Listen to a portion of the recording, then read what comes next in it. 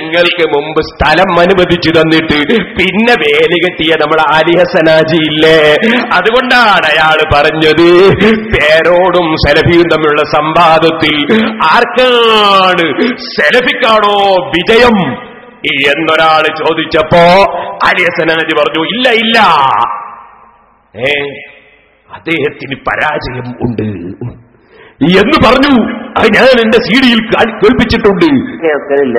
അവിടെ ഇങ്ങനെ ഇയാൾക്ക് വിജയമാണ്, അതുകൊണ്ട് സെലഫിക്കോ പേരോട് സെലഫിക്കാണ് വിജയം. അല്ലല്ല, അത് എത്രയോ പറഞ്ഞാൽ അയാൾ പറയുന്നത് തെളിവിന്റെ അടിസ്ഥാനത്തിൽ എനിക്ക് സെലഫിക്ക് പറയാൻ പറ്റും. ഇയാളൊന്നുമല്ലാത്ത രീതിയിൽ പറയും. അതായത് ആ പരാജയം അവിടെ ഉണ്ട്, ആധാരം ഉണ്ടായിരുന്നു. ആര്യസനജി പോലത്തെ ആളുകൾ ഇത് കേൾക്കുന്നുണ്ട്. അവർക്കറിയാ ഇവിടെ നടക്കുന്ന ഈ ഖണ്ഡന പ്രസംഗത്തിൽ നിങ്ങൾക്ക് ഭയങ്കരമായിട്ട് വെല്ലുവിളിക്കും. നട്ടല്ലുണ്ടോ, ധൈര്യമുണ്ടോ, ചെരിപ്പെടുക്കും എന്നൊക്കെ പറയും. പക്ഷെ ഞാൻ തെളിവങ്ങ് പറഞ്ഞാൽ പിന്നെ മൗലവി ബൈക്ക് വരൂല, പിന്നെ വിഷയത്തെ കടക്കൂല. അതുകൊണ്ട് അത്തരത്തിലുള്ള വെല്ലുവിളിയൊക്കെ മൗലവി ദയവ് ചെയ്തവിടെ വെക്കുന്നത് നല്ലത്. അങ്ങനത്തെ നട്ടല്ലൊന്നും ചോദിക്കണ്ട.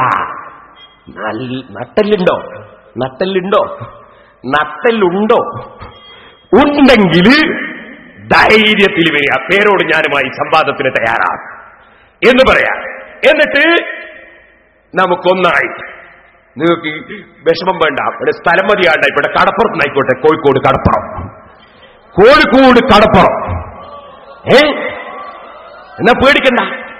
എന്നിട്ട് വേണമെങ്കിലും ഒരു കാര്യം ചെയ്തോ, നിങ്ങൾ തോണിയിലിരുന്നോ, എന്നാ പേടിക്കണ്ട, തോണിയിൽ ഞാൻ കറക്കുന്നോളാ. എന്നിട്ട് നമ്മളെ വിഷയങ്ങൾ ഓരോന്നോരോ. ധൈര്യമുണ്ടോ മൗലവി? സംവാദത്തിന് ധൈര്യമുണ്ടോ? ഉണ്ടെങ്കിൽ വാ.